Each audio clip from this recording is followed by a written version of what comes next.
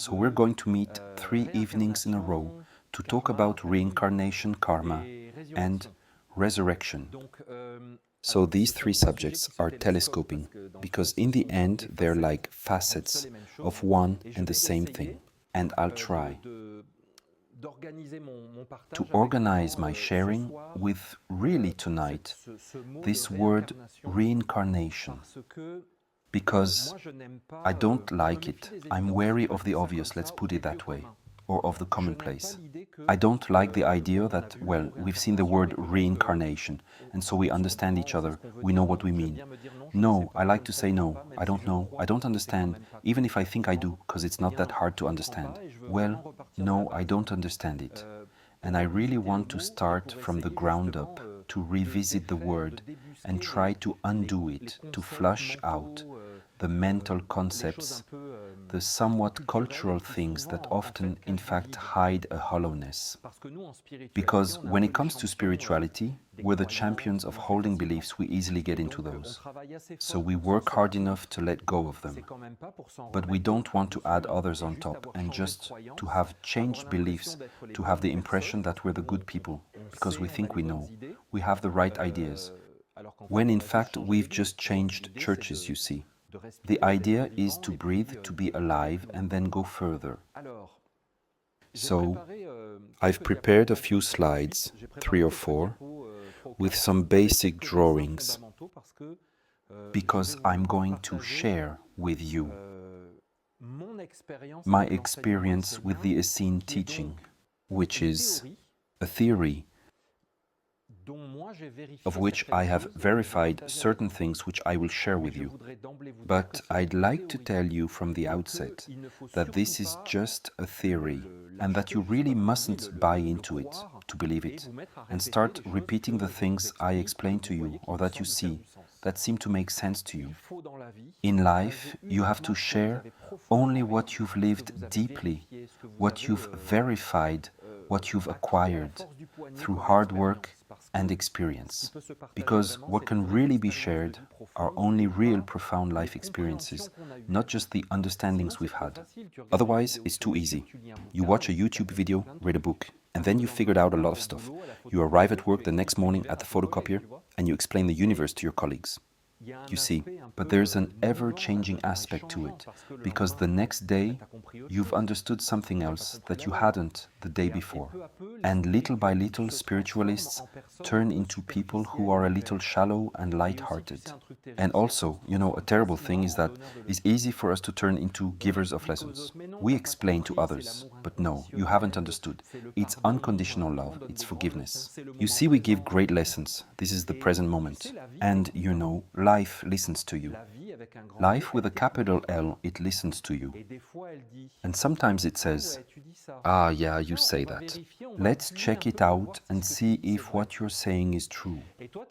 And you had explained to your colleague at work that you had to live in the moment. She was going through hardships. She was in difficult situations. You had given her lessons by the photocopier about the present moment. Well, life will organize things in a matter of weeks or months, and then we'll see if you manage to be in the present moment. Because when you talk to her, it seems so easy, so obvious. You told her, but you have to live in the present moment. And then you realize that it was actually easy, or at least it looked easy when the person talked about it in a video, it seemed super clear. Then all of a sudden, you would be unable to talk about the present moment. Because you're under pressure, under stress, in difficulties, when you are challenged and you lose a bit your bearings. So, with the idea of reincarnation, we'll do just that, because otherwise it's all the same. You get all kinds of variations. Yes, it's your karma, it's reincarnation. It's because in your previous life, this or that, I avoid these things like the plague. On the other hand, I'm active on the inside, and when a life situation arises, I try to figure out, does karma or reincarnation apply here? And if so, how and where? You see, you have to be like on a path. This is the approach taught by Buddha. This is the scientific approach. In other words, you ask yourself, and you place the situation in front of you, and you try to get a sense of the real situation, Not in your excitement, your deficiencies, your suffering, your anxieties, your hopes, because those blur our perception. Real, straightforward, grounded. What's it all about? It works much better this way. So just now, I said to myself, well, what does reincarnation mean anyway, according to the dictionary? And it's actually really interesting. That's a great place to start. Reincarnation simply means the incarnation of a soul that has already lived in a body. Do we agree on this? I'll show you how I work inside. Are you all right with that? At school, I used to do this all the time, and the teachers got really annoyed. Do you understand? Yes, I understand. But what does soul mean? And what does body mean? Well, soul, it's your soul. And body, well, it's your body. But that does not satisfy me. And just by going along with the dictionary definition, you follow a thread.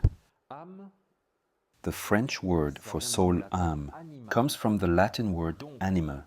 So, I'm trying to avoid the word soul because there are a whole bunch of preconceived ideas about soul. I'll remove it and keep the word anima or animated. You can already see where I'm going with this. The animation of a body.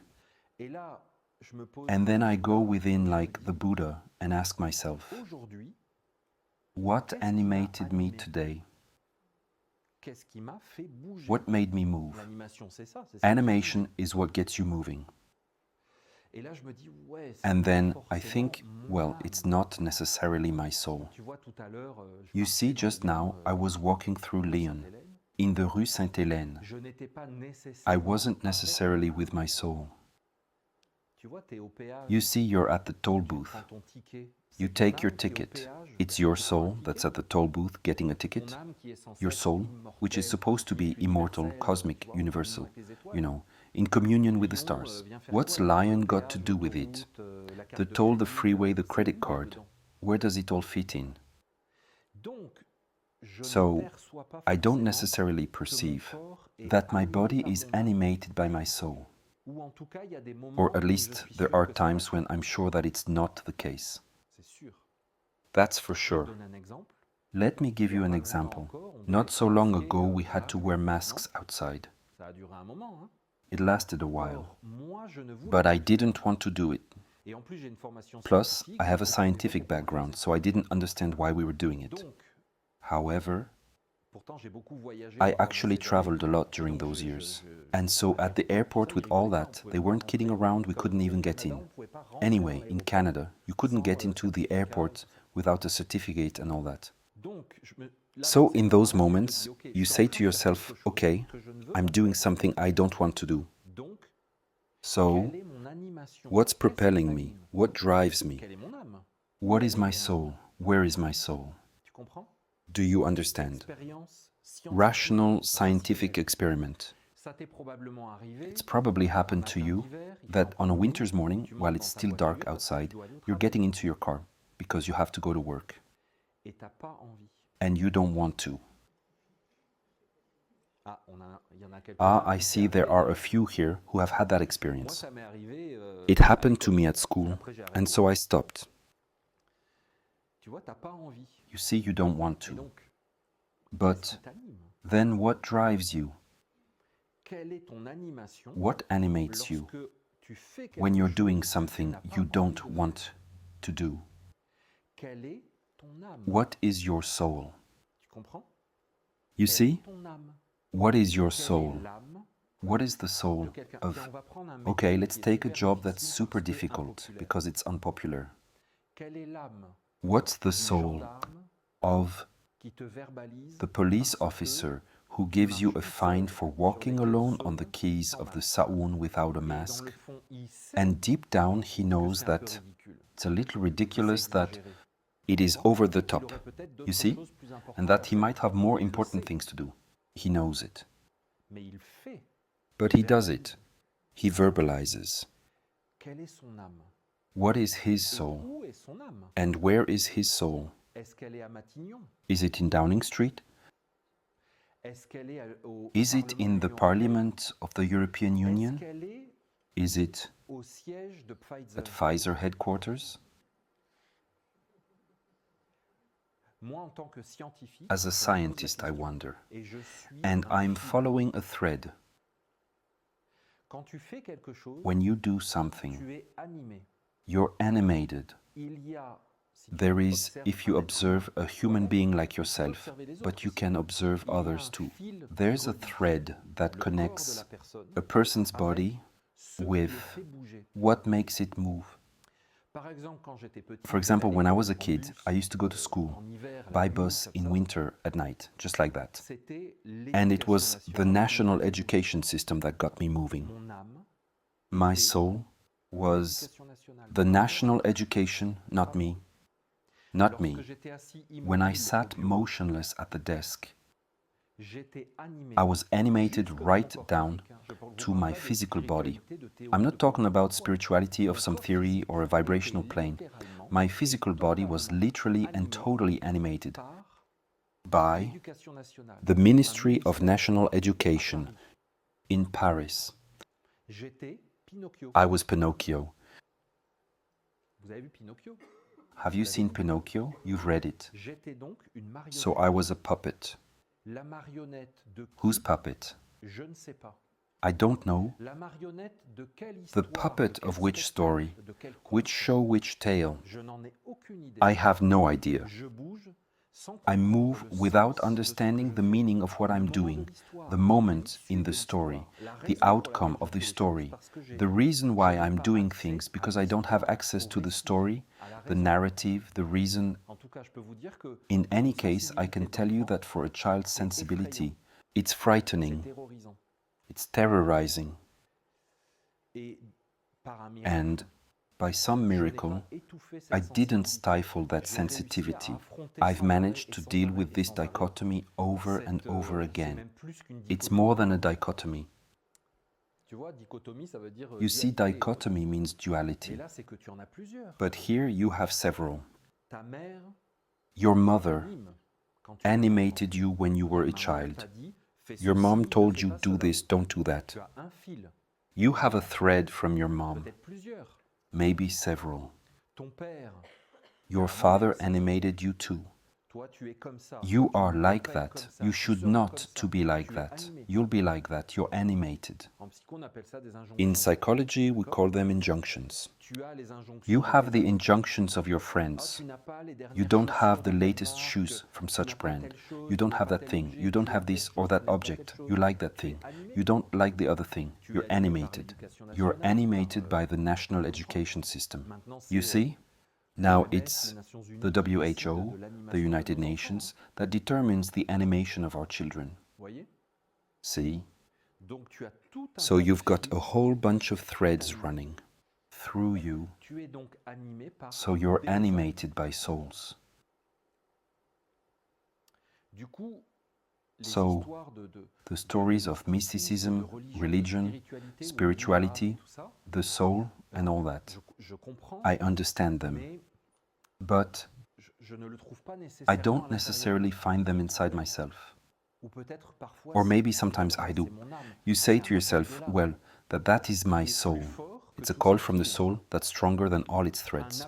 A call from the soul might be stronger and more powerful than the injunctions from your family, your culture, or your society. Perhaps, is it a criteria? I've had people in my circles who over the last 2 or 3 years were in such a situation. You see, I never thought that these people would give in to the general panic and get vaccinated 15 times. Yet these people have given in to fear. So when it's very strong, is it necessarily your soul? Is that a valid criteria? These people now, some of them say to me, you see, I did that. I obeyed because I was afraid. And now, actually, I regret it because I realized that, in fact, we didn't really know. So, the very powerful impulse inside the heart may not be the measure that it's your soul. You see the certainty that it comes from the depths of yourself. But then what's the criteria? But then what is my soul? Where is it in all that? Because you know it's in there somewhere. But where is it? Yes, but hello Houston, we have a problem. We're talking here about the incarnation of a soul that has already lived in a body. But then what is that inside of you? In fact, if you unpack the shiny wrapping around the word reincarnation, you'll find that you don't even have the basics to understand the word. Because soul and body, what do they mean? I see myself with my large 50-kilo school bag going to class. I had a body, and I was animated. You know, you arrive with a knot in your stomach because you know you've got a history and geography test in the first hour. Do you remember that? But it's horrible to put children through that. I'm serious. I'm sorry if there are teachers here, but that's what I think. Yet I love learning. What is the soul? And what is the body? The child is the body of what? Is he right then when he goes to school with his large bag? Is he his own body? Or is it the body of the national education, of his parents' ambition, of social control of his own desires? Do you understand? He is the body of what and of whom?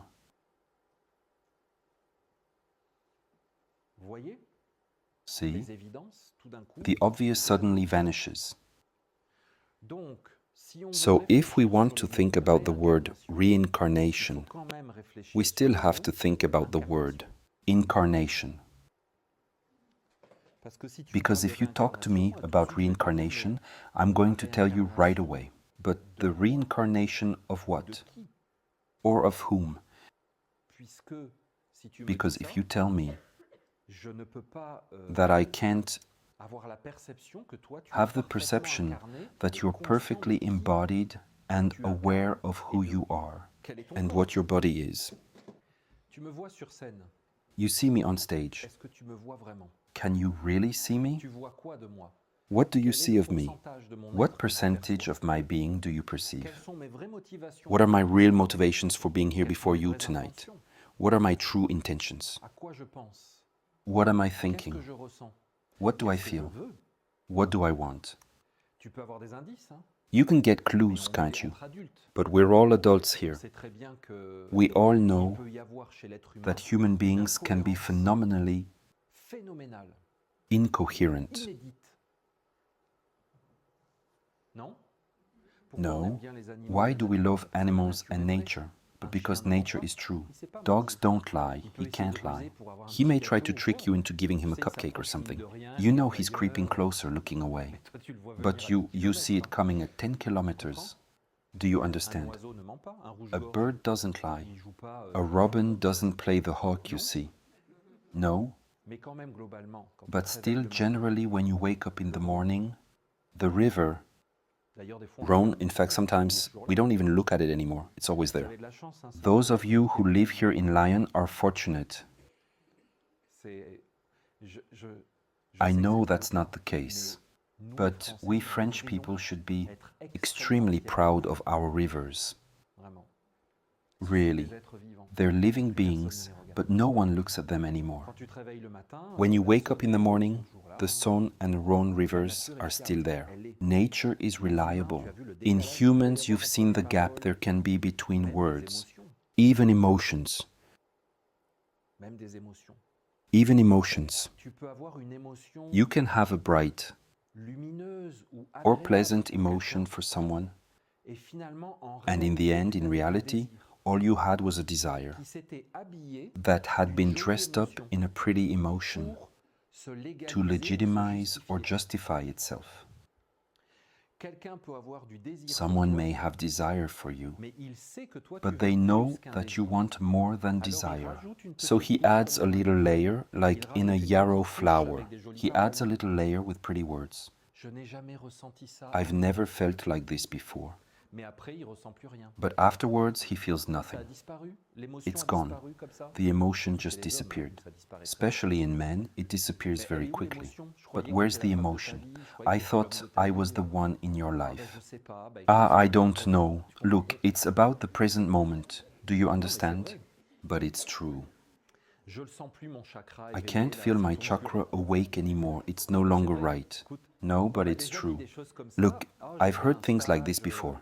Like, I was at a workshop in some field of spirituality or personal development. I met this extraordinary person. We recognized each other. We are twin flames. And then you see the person again, 2 months later. What's up? Ah, yes. No. Finally, we consulted a psychic. And so we weren't meant to see each other in this life. We really are twin flames, but it'll be for another time. Well, that was settled quickly. Not 10 years later, 2 or 3 weeks later. Well, yes, we humans are extremely unstable and changeable. That's not to say that one shouldn't change in life. One evolves, moves forward, and then sometimes one realizes that it's not the right time. I don't want to belittle all that, but still. And there's a reason for that according to the Essene teaching. Humanity is in an unnatural state, and it wasn't always like this. Humans are part of a kind of evolution, or rather, part of an involutionary mechanism. In other words, the descent of consciousness. We call it the descent into matter. But matter has always been there. Rather, it's the consciousness that shifts and fades. It enters deeper and deeper into matter, and it limits itself to matter. And matter becomes the only quasi-perception. Our perceptions today are enormously material, much more than you think. At least that's my opinion and my experience. I'll tell you how it happened. Can you put up the slide, Paul, please? You can't see him. He's in his cabin. So, what I've described here is the first slide. 3 stages in the incarnation of humanity. It's your story too. That's what I think. It is what we've all gone through. So, if you don't believe in reincarnation, there's no problem, because it can be a way of talking. If you believe in reincarnation, there's no problem, because that's one way of putting things. For me, there's no conflict between the two. And if I do my job properly, it will be very clear to you that there is no conflict, and that it was invented by religions to be in opposition to each other. It's all part of the same process.